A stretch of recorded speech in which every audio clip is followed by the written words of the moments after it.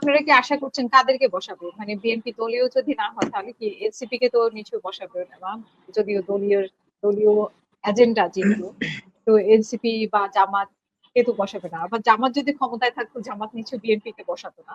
তো কাদেরকে বসাবে সেটা অবশ্য ফজলুল পাগল ভাই যেটা বলেছে সেটা শুনতে চাই, এবং পাশাপাশি যেটা জানতে চাই যে ডক্টর শফিকুর রহমানের কথাই ধরি, এনসিপির সাথে যেটা ঘটেছে, উনি বলছে বিরোধী দলের বিরোধী মতকে দমন করছে, ষড়যন্ত্র করছে, অপপ্রচার করছে, বল প্রয়োগ করছে।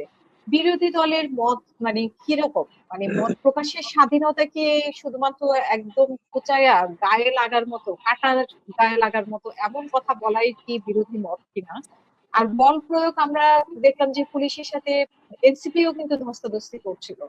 তো মানে বিএনপির সাথে তো মারামারি লেগেছে, আমরা সেটা দেখেছি, এবং পাল্টাপাল্টি মামলাও দিয়েছে এবং মোবাইল চুরির মামলাও দিয়েছে দেখলাম। তো বিষয়গুলোকে একটু যদি ব্যাখ্যা করেন, আসলে মত প্রকাশ বলতে আপনারা কি বোঝাচ্ছেন? ধন্যবাদ আপা আপনাকে। আমার অত্যন্ত প্রিয় সহ আলোচক ফজলুল বাবুল ভাই, বলি আমি বারবার, আবারও বলি, নির্বাচনের আগেও আমি চাইতাম যে উনার মতো ভালো এবং যোগ্য মানুষরা নির্বাচনে জয়ী হয়ে আসুক। উনি এসেছেন, উনি পরিবর্তনের ধারাটা অব্যাহত রাখবেন, সেই প্রত্যাশা ওনার কাছে ছিল। এই যে এখন উনি যে কথাগুলো বললেন, সেইখানেও আমি দেখতে পাচ্ছি যে উনি উনার ধারাটা কন্টিনিউ করছেন। উনি কিন্তু অন্যদের মতো কাউন্টার করার চেষ্টা করেন নাই যে দলীয়করণ করা হচ্ছে। উনি এটা ওই অবস্থান থেকে সামনে কিভাবে যাওয়া যায় সেটা নিয়ে কথা বলছেন। এইটা হচ্ছে আসলে সংকট উত্তরণের আলোচনার পথ। সেই আলোচনাটা আমরা করতে চাই। ধরেন আমাদের অভিযোগ কি, আমরা একটা গণ অভ্যুত্থানের পর সবগুলো রাজনৈতিক দল যে যার রাজনৈতিক স্বার্থে কাজ করছে, ক্ষমতার কাছাকাছি যাওয়ার চেষ্টা করছে। স্বাভাবিকভাবেই যারা জয়ী হয়ে এসেছেন তারা তাদের মতো করে রাষ্ট্র কাঠামো পরিচালনা করবেন। এটাই তো বাউল ভাই বলতে চেয়েছেন মোটা দাগে, তাই না? কিন্তু সংকটটা যেখানে হয় সেটা হচ্ছে যে এই পর্যন্ত আমরা যাদের দ্বারা বাজেভাবে নিষ্পেষিত হয়েছি, করুণ ভাবে আমাদের ভাইরা নিহত হয়েছেন, আহত হয়েছেন, তাদের দিকে যখন তাকাই তখন কষ্ট লাগে এইটা দেখে যে অন্ততপক্ষে যারা নিজেরা নির্যাতিত হয়েছিলেন তারা তাদের নিজেদের মানুষগুলোর প্রতি দায়ের থেকে যেই কমিটমেন্ট নিজেরা করেন সেই কমিটমেন্টটা রাখবেন। ওনাদের ৩১ দফা মাত্র একটা ইশতেহার, সেই ইশতেহারের প্রথম দফায় লেখা আছে সংস্কার পরিষদ। ওইখানে সংস্কার পরিষদ না করে করলেন সংশোধন কমিটি, যেটা আসলে সংবিধানের মৌলিক যে পরিবর্তন, সেই মৌলিক পরিবর্তন সংশোধনী দিয়ে হবে না।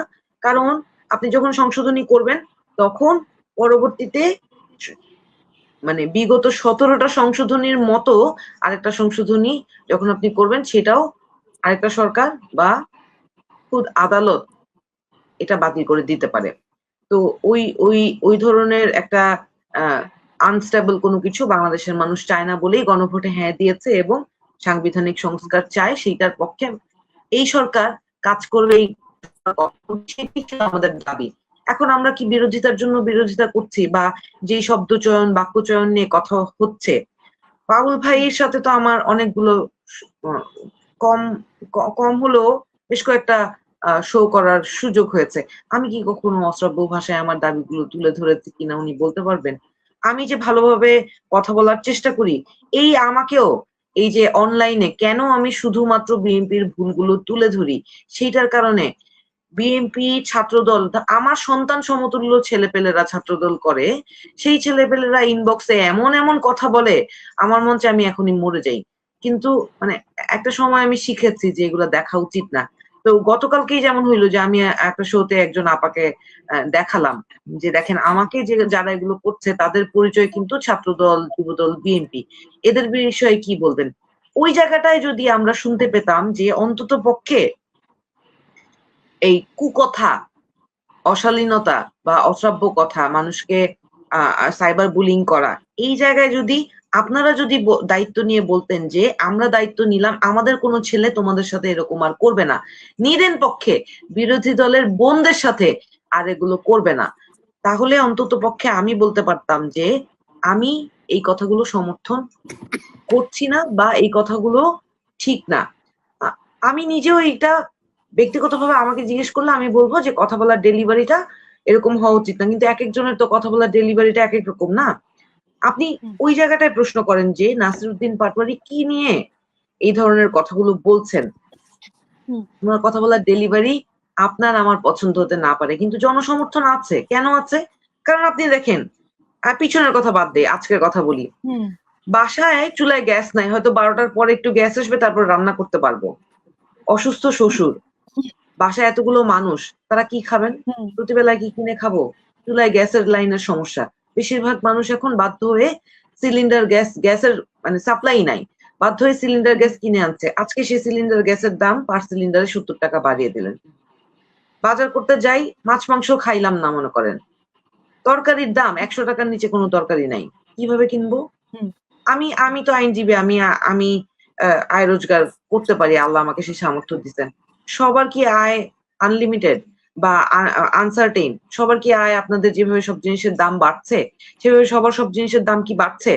আমরা কি শুধু আপনাদের এই সংস্কার বিষয়ে প্রতিবাদ করি? আমরা কি মার খেয়ে শুধু সেই মারের বিপরীতে বা আপনাদের প্রতিহত করার বিপরীতে প্রতিবাদ করি? আমরা এনসিপি থেকে কিন্তু প্রত্যেকটা বিষয়ে যে কোনো প্রতিকূল পরিস্থিতিতে আমরা আমাদের লড়াইটা জনগণের পক্ষে চালিয়ে যাচ্ছি। সেইটা আপনাদের সহযোগিতার জন্যই তো করছি। আপনারা সেই জিনিসগুলো অ্যাড্রেস করে মানুষের পক্ষে দাঁড়ান না। আপনি দেখেন, এই যে সিলেটে আমাদের উপরে হামলা হলো, টানা 3 দিন। প্রথম দিন নাসিরউদ্দিন পাটোয়ারি, সার্জিস আলম সহ ওখানে মিডিয়া কর্মীদের উপর, আপনারা যারা মিডিয়া কর্মী আছেন আপনাদের উপর হামলা করা হলো। কি অপরাধ? উনি যে কথা বলেছেন আপনার পছন্দ না হলে আপনি মানহানির মামলা করেন, কিন্তু আপনি দেখেন ওখানে যে ছাত্র দলের লোকেরা মামলা করলো ব্যাগ চুরির মামলা। ওই যে শিক্ষামন্ত্রী এখন জনাব এহসানুল হক মিলন, উনার নামে মামলা দিয়েছিল ব্যাগ চুরির মামলা, এই যে এখন মামলা দিল মোবাইল চুরির মামলা। এই যে একই ধারায় যদি হাঁটে, একই ধারায় সেই মিথ্যা মামলা। ঝিনাইদহে একজন লোক মসজিদ থেকে বের হয়েছে নামাজ পড়ে, উনি তো কোনো শব্দও করেন নাই নামাজ পড়ে, বয়ান দেয়া তো পরের কথা। তার আগেই আপনি তাকে মারার জন্য হকি স্টিক লাঠি এগুলা নিয়ে চলে আসলেন। তারপরে ওখানে তাকে ডিম মারা হলো, তাকে অপদস্থ করার চেষ্টা করা হলো। কি পেলেন তারপরে? তাতে কি আপনাদের কোনো উপকার হয়েছে? তারপরে যখন এই যে বিভিন্ন করা হলো, আমরা যখন মামলা করতে গেলাম সেইখানে থানায় আমাদেরকে দীর্ঘক্ষণ আটক করে রাখা হলো। মামলা তো করতেই দেওয়া হলো না, পাল্টা মিথ্যা মামলা দেওয়া হলো।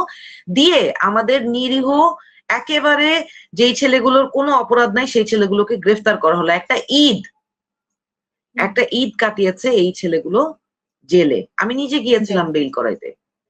এখন তারপরে দেখেন একটা ছেলে, তার বাবা হাসপাতালে হার্ট অ্যাটাক করে হাসপাতালে ভর্তি থাকে, হাসপাতাল থেকে গ্রেফতার করেছে। আবার একই পদ্ধতিতে আবার একই মামলা। আজকে দেখলাম যে দলীয়করণের জায়গাটা কত খারাপ ভাবে এগিয়েছে। দেখেন, আপনি বললেন যে আপনাদের যারা দলের নেতাদের পিছে আপনারা রাজনীতি করেছেন তাদের 1 বছরের জন্য নিয়োগ দেওয়া হয়েছে। আপনি আসলে হয়তো একটা চিত্রের কথা বলছেন। এই যে নির্বাচন কমিশন, স্থানীয় সরকার নির্বাচন আসছে, সেই নির্বাচন কমিশনে কেন নিজেদের দলীয় লোক দিলেন? নির্বাচন কমিশন স্থানীয় সরকার নির্বাচন ইনফ্লুয়েন্স করার জন্য না।